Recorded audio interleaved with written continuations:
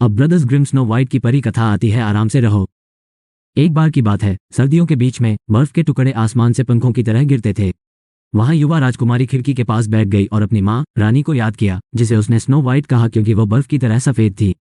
लेकिन जब snow white का जन्म हुआ तो रानी की मृत्यु हो गई। 1 वर्ष से अधिक समय तक राजा, जो एक बहुत अच्छा और देखभाल करने वाला व्यक्ति था, ने दूसरी पत्नी को ले लिया। वह एक सुंदर महिला थी, लेकिन वह घमंडी और उच्च उत्साही थी और यह बर्दाश्त नहीं कर सकती थी कि वह सुंदरता में किसी से भी आगे निकल जाए। उसके पास एक अद्भुत दर्पण था। जब उसने उसके सामने कदम रखा और उसमें खुद को देखा तो उसने कहा, दर्पण, दीवार पर दर्पण, उन सभी में सबसे सुंदर कौन है? दर्पण ने उत्तर दिया, श्रीमती रानी सबसे सुंदर है। वह संतुष्ट थी क्योंकि वह जानती थी कि दर्पण न केवल जादुई है बल्कि हमेशा सच बोलता है। लेकिन स्नो वाइट बड़ी हो गई और अधिक से अधिक सुंदर हो गई, और जब वह 7 साल की थी तो वह साफ दिन जितनी खूबसूरत थी और खुद रानी से भी ज्यादा खूबसूरत थी। जब उसने एक बार अपने दर्पण से पूछा, दर्पण, दीवार पर दर्पण, यह कौन है? सभी भूमि में सबसे सुंदर, उसने उत्तर दिया, मैडम क्वीन, आप यहाँ सबसे खूबसूरत हैं, लेकिन स्नो वाइट आपसे 1000 गुना सुंदर है। तब रानी डर गई और ईर्ष्या से पीली और हरी हो गई। जब भी उसने स्नो वाइट को देखा उसका दिल घूम गया। वह लड़की से बहुत नफरत करती थी और ईर्ष्या और अहंकार उसके दिल में जंगली घास की तरह बढ़ता गया, यहाँ तक उसे दिन रात आराम नहीं मिला। फिर उसने एक शिकारी को बुलाया और कहा, बच्चे को बाहर जंगल में ले जाओ, मैं इसे अपनी आंखों के सामने नहीं देखना चाहती। मैं चाहती हूँ कि आप इसे मार डालें और मेरे दिल में लाएं। शिकारी ने बात मानी और स्नो वाइट को बाहर ले गया, और जब उसने शिकार का चाकू निकाला और स्नो वाइट के मासूम दिल को छेदने वाला था तो वह रोने लगी और कहा, ओह प्रिय शिकारी, मुझे जीने दो, मैं भागना चाहता हूँ जंगली जंगल और फिर कभी घर नहीं आना। और क्योंकि वो बहुत सुंदर थी, शिकारी ने उस पर दया की और कहा, भाग जाओ बेचारे बच्चे। और जैसे ही एक छोटा सुअर उछला, उसने उसे छुरा घोंप दिया, दिल निकाल लिया और रानी के पास सबूत के रूप में लाया। अब बेचारा बच्चा जंगल में अकेला था। फिर वो दौड़ने लगा और तब तक दौड़ता रहा जब तक उसके पैर उसे धोते। फिर स्नो वाइट ने एक छोटा सा घर देखा और आराम करने चला गया। छोटे से घर में सब कुछ छोटा था, लेकिन इतना साफ सुथरा था कि शिकायत करने के लिए कुछ भी नहीं था। 7 छोटी प्लेटों वाली एक छोटी सी मेज थी, प्रत्येक प्लेट अपने छोटे चम्मच के साथ। स्नो वाइट, क्योंकि वह बहुत भूखी और प्यासी थी, उसने प्रत्येक प्लेट से थोड़ा थोड़ा खाया क्योंकि वह आपसे सब कुछ नहीं लेना चाहती थी। दीवार के सामने एक दूसरे के बगल में 7 छोटे बिस्तर रखे गए थे और बर्फ सफेद चादरों से ढके हुए थे। बाद में, क्योंकि बेचारी बच्ची बहुत थक गई थी, वह एक छोटे से बिस्तर पर लेट गई, लेकिन कोई भी ठीक नहीं हुआ। एक बहुत लंबा था, दूसरा बहुत छोटा, आखिरकार 7वां सही था और वह वहीं पड़ा रहा और परमेश्वर को आज्ञा दी और सो गया। जब पूरी तरह से अंधेरा हो गया तो छोटे से घर के सज्जन आए। वे 7 बौने थे जो पहाड़ों में अयस्क की खुदाई कर रहे थे। उन्होंने अपनी 7 छोटी मोमबत्तियां जलाई और जब छोटे से घर में रोशनी हुई तो उन्होंने देखा कि कोई उसमें बैठा है, क्योंकि सब कुछ उस क्रम में नहीं था जिसे उन्होंने छोड़ दिया था। जब बौनों ने स्नो वाइट को एक बिस्तर में देखा तो वे आश्चर्य से चिल्ला उठे, हे भगवान, हे भगवान। वे रोए, बच्चा कितना सुंदर है। और वे इतने प्रसन्न हुए कि उन्होंने उसे नहीं जगाया, परंतु उसे छोटे बिस्तर पर सोने दिया। जब सुबह हुई, स्नो वाइट जाग गई और 7 बौनों को देखकर चौंक गई। लेकिन वे मिलनसार थे और उन्होंने पूछा, तुम्हारा नाम क्या है? मेरा नाम स्नो वाइट है, उसने जवाब दिया। तुम हमारे घर में कैसे आ गए? बौनों को जारी रखा। फिर उसने उन्हें अपनी कहानी सुनाई। बौनों ने कहा, यदि आप हमारी हाउसकीपिंग करना चाहते हैं, खाना बनाना, बिस्तर बनाना, धोना, सिलाई करना और बुनना चाहते हैं, और आप सब कुछ साफ सुथरा रखना चाहते हैं, तो आप हमारे साथ रह सकते हैं और आपको कुछ भी नहीं चाहिए। हाँ, स्नो वाइट ने कहा, पूरे दिल से, और उनके साथ रहा। उसने अपना घर व्यवस्थित रखा।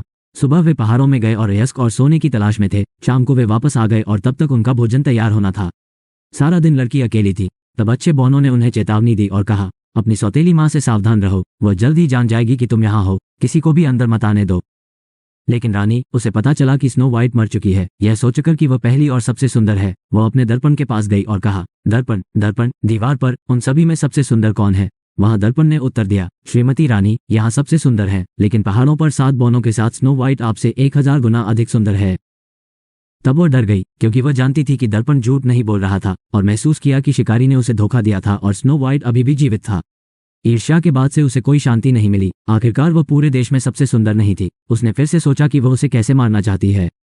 जब सौतेली माँ ने आखिरकार कुछ सोचा तो उसने अपना चेहरा रंग लिया, एक पुराने पंसारी की तरह कपड़े पहने और पूरी तरह से पहचानने योग्य नहीं थी। फिर वह एक बहुत ही छिपे हुए एकांत कक्ष में गई जहाँ कोई नहीं जा सकता था और एक जहरीला सेब बनाया। वो बाहर से सुंदर दिखता था, लाल गालों वाला सफेद, ताकि उसे देखने वाले को भी ऐसा लगे, लेकिन जिसने भी उसका एक टुकड़ा खाया वो मर गया।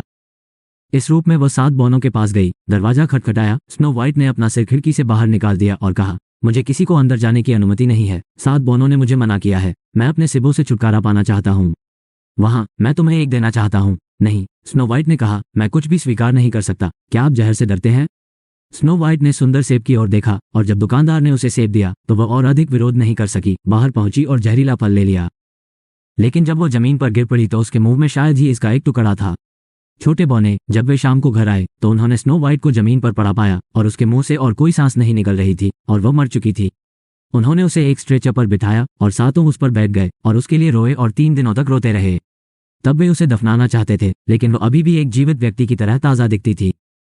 उन्होंने कहा, हम उसे काली धरती में नहीं डुबो सकते, और उसके पास कांच से बना एक पारदर्शी ताबूत था ताकि उसे हर तरफ से देखा जा सके। उसमें डाल दिया और उस पर अपना नाम सोने के अक्षरों में लिखा और यह कि एक राजा की बेटी थी।